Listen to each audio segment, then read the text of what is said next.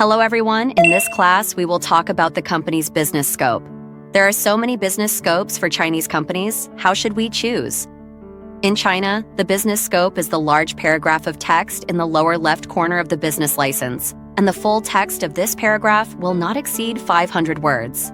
In many cases, entrepreneurs do not know how to use the correct words to describe the business scope of the enterprise. There are two methods. The first is that entrepreneurs can check some official guidance documents on business scope and select appropriate descriptions from them. Another method is that entrepreneurs can refer to other companies in the same industry instead of looking up information on their own. Many companies in the same industry have done a very good job in drafting their business scope, and it is much easier to copy it directly. Entrepreneurs can check the business scope of other companies through these two Chinese websites. One is Qichacha and the other is Tianyancha. These two websites are third-party websites that specialize in checking corporate credit in China. You only need to enter the company name you want to check on this website to query the business information of the other company, including the business scope.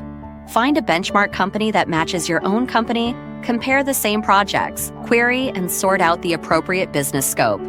This is fast and easy. One thing to note is that in each region of China, the description of a company's business scope is more or less different.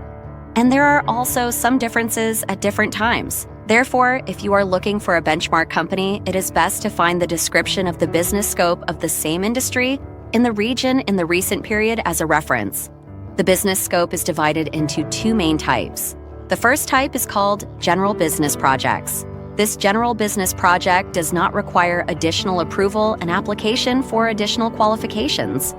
You can directly operate some projects, for example, technology research and development and technology promotion in the technology industry. These can be directly operated without additional application. The other is called Licensed Business Project. This type of project is divided into pre-licensing and post-licensing. When an enterprise wants to operate, it needs to apply for an additional administrative license qualification in the scope of the industry it operates. For example, if an entrepreneur runs a restaurant, in addition to applying for a business license, you also need to apply for a catering service license, food hygiene license, etc. When registering a company, write down this type of business scope on the business license. In the future, you can only engage in this type of business after obtaining relevant business qualifications. This is called post-licensing. Pre-licensing means that you need to obtain the relevant license first. Then you can add the corresponding business scope to the business scope in the business license. If the business that entrepreneurs need to engage in requires a corresponding license, they can first write the corresponding license in the business scope. Wait until the actual operation in the future to apply for the corresponding license. The above is an introduction to the classification of business scope. There are some common questions about the business scope. 1. Can the business scope be written more comprehensively and extensively?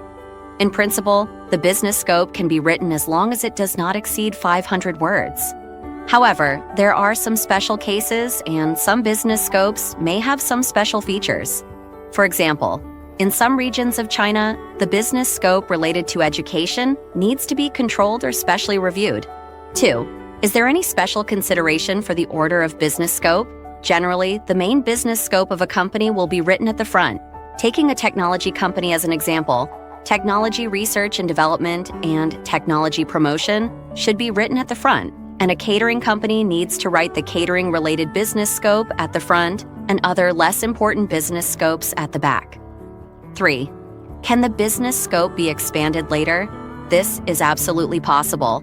Except for the Unified Social Credit Code and date of establishment on the business license, all other items can be changed, including company name, enterprise type, legal representative, registered capital, registered address, and business scope can all be changed.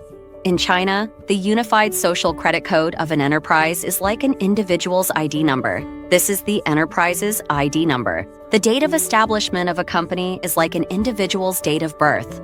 This is the company's registration date. These two items cannot be changed. Therefore, entrepreneurs can write as broad a business scope as possible when registering a company to avoid the difficulty of adding some business scopes in the future. Okay, that's it for this lesson. Goodbye!